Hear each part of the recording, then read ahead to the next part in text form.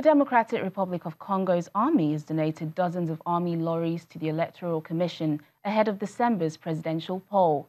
The commission says that, in all, 300 lorries, 10 planes and 10 helicopters will be used to distribute election material such as voting machines and ballot booths. Last week, opposition supporters organized a march in the capital demanding that traditional ballot papers be used rather than the voting machines. December's vote is for replacements for President Joseph Kabila, who has remained in power 2 years after his second and final term should have ended. Ethiopian Prime Minister Abiy Ahmed is on his first official visit to Europe since taking office in April, and his first stop is France. He met with French President Emmanuel Macron, who praised the Ethiopian leader's raft of reforms that have turned the region's politics on its head. President Macron vowed to back him on his regional peace effort and moves to strengthen the economy.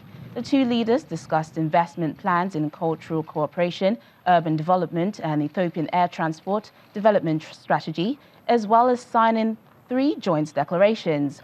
President Macron is expected to visit Ethiopia in March 2019. The Prime Minister also met with German Chancellor Angela Merkel, who received him in Berlin ahead of an African investment meeting known as the G20 Compact with Africa Conference. Mr. Abiy's visit to Germany comes days after Ethiopia's parliament approved senior diplomat Saleh Work Zewde as the country's first female president. Earlier this month, Prime Minister Abiy Ahmed reshuffled his cabinet, appointing 10 female ministers, making Ethiopia the 3rd country in Africa after Rwanda and Seychelles to achieve gender parity in their cabinets. The 2018 conference, under the patronage of Chancellor Angela Merkel, takes place in Berlin. The new United Nations envoy to Somalia, Nicholas Haysom, is encouraging Somalis to work together to find solutions to their problems. The Secretary-General visited Kismayo, the capital of Jubaland, with his counterpart from the African Union, the Special Representative of the Chairperson of the AU Commission, Francisco Madera. The first planned trip to a regional center coincides with tensions between the federal and state governments. Welcome. Welcome to wonderful Kismayo. Opportunity from my part, representing the international community, to express our concern and anxiety that there's no prospect of a solution for Somalia if all the moving parts don't work together. If they all go their own way, it will be very difficult to bring the peace and prosperity that Somalia needs. We also came here to once again engage with the authorities and see how our forces are operating, both the police and the military, and also understand the security situation in the region, and surely to understand the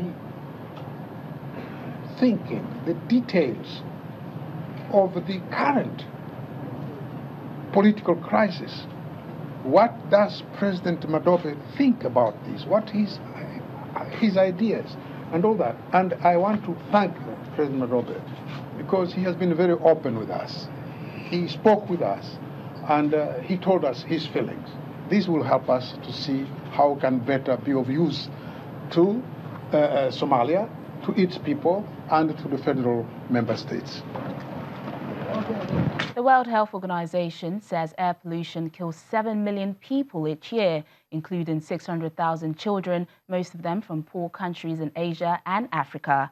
According to WHO, 93% of the world's children under the age of 15, which represents 1.8 billion children, are affected by poisonous air damaging their intelligence and causing hundreds of thousands of deaths.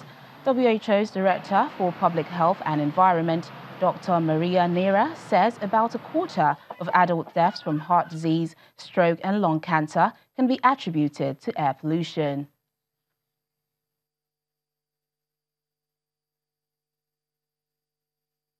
Every day, now, the moment we are talking, almost 93% of the children worldwide are breathing toxic air.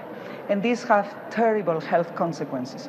Not only the fact that 600,000 of them die every year because of lower respiratory infections.